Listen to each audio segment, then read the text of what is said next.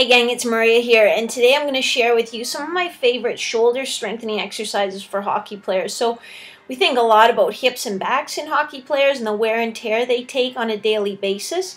The truth is the shoulders take a lot of abuse as well. So even in goalies, anytime you're doing a glove save, anytime somebody runs you over. Anytime if you're a skater, you check someone into the boards, you take a slap shot, there's an impulse micro trauma to your shoulder.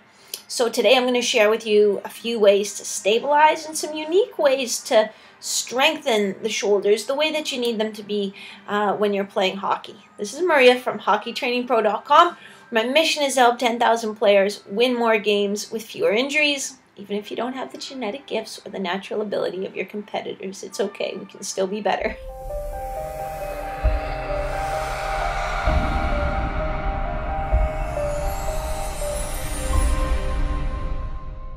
The Bungee W has been one of my favorite exercises for both scapular stabilization and external rotation, rotator cuff training. It's just a nice kind of hybrid exercise.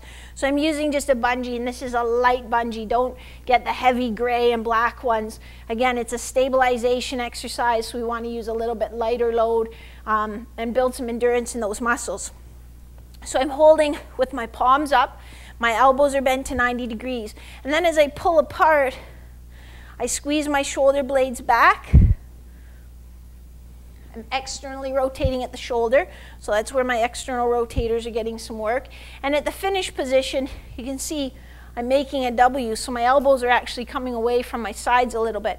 I know when we think shoulder external rotation, we think of keeping those elbows tucked in at the sides, but remember, we're also trying to get some nice scapular retraction here. This is a half kneeling kettlebell shoulder press in the bottom up position. So when we do a bottom up exercise, it really, some of the athletes will be like, oh, my hand's slipping, my grip's not good.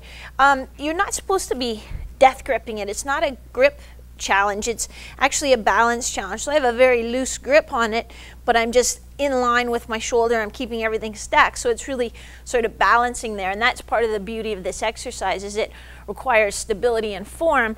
Otherwise, you're going to be constantly losing the kettlebell, and then you're not going to be able to do the exercise. You're not going to be able to progress to a heavier weight. So we have half kneeling position. So if my left foot's forward, I'm holding the kettlebell in my right hand.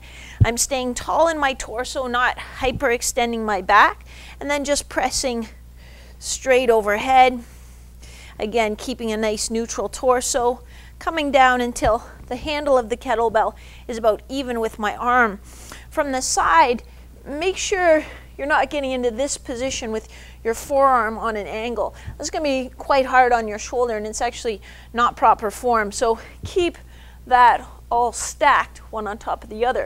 If you don't have the external rotation to get in this position, so if you're constantly like that, you might just have to bring your elbow and your hand a little bit more around to the front and get a press on that plane. This is a sandbag pass shoulder to shoulder. So all I did is I went to the local sort of camping, hiking store, and I got a dry bag, which is a really heavy, like vinyl-y type bag. You can roll the top over and clip it so that it seals. People use it for canoe trips. Now inside this, I've put sand, but I put sand inside a garbage bag and then put it all in here. I've tried just putting sand in one of these, and inevitably little bits of sand will work their way out and of course fall in your eyes. The reason we use the sandbag for this is because it doesn't have a handle. It's not easy to grip, and it doesn't stay the same shape. So you can see this isn't full of sand. It's sort of half full of sand so that it morphs and moves as you're trying to wrestle it. This is our smaller one. It's about 20 pounds. We have a heavier one that is closer to 40 pounds. It's quite a bear. But what we're going to do is a shoulder to shoulder squat and pass. So we're going to get low in our hips with our nice squat position, and we're going to pass this over to our opposite shoulder each time. Now you can change your grip as you go, and that makes it a little harder and a little bit less stable, because every time it comes down, it's going to be in a slightly different shape. Let me just show you from the side. And I'm going to switch grip each time I come over. So I have to pop it up there a little bit, but I'm always keeping my nice squat form. And it is, once you get the feel for it, it is a rather steady tempo, just like I showed you there. So a nice shoulder press exercise that incorporates hip and knee extension. It's a little bit unstable, a little bit unruly, which again adds a nice element of unpredictability to it. When you do the dumbbell deltoid circuit, resist the temptation to grab the heavy weights or the weights that you might typically use when you do a lateral raise, because we're going to do a whole sequence of exercises here, and you're going to have to pause at the top. So if you are using a weight and you can't pause at the top and hold it there, it's just too heavy a weight. It's a weight that you actually can't lift and control through the range of motion. So the first exercise of this sequence is going to be a front raise. We're going to have a nice just loosening position.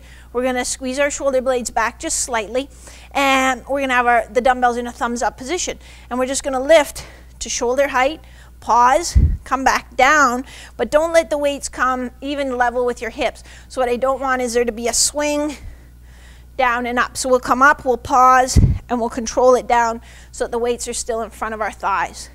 And then we'll do our next repetition. From there, we're going to go to a lateral raise, but most of you might do a lateral raise straight out to the side. And what I'd like you to do is bring your hands just that far forward as you do lateral raise. Again, I'm not going to let the weights touch my legs. I'm keeping my shoulder blades squeezed back a little bit, and a nice little pause at the top. Then the last one is going to be a reverse fly. So for this one, I'm going to bend at the hips, keeping my low back in a neutral position. So I'm not going to be rounded through my low back. I'm going to stay here, hold my dumbbells out in front of me with my palms facing the floor, and lift just as high as I can without shrugging my shoulders. Again, I'm giving a little squeeze between my shoulder blades and a nice pause at the top.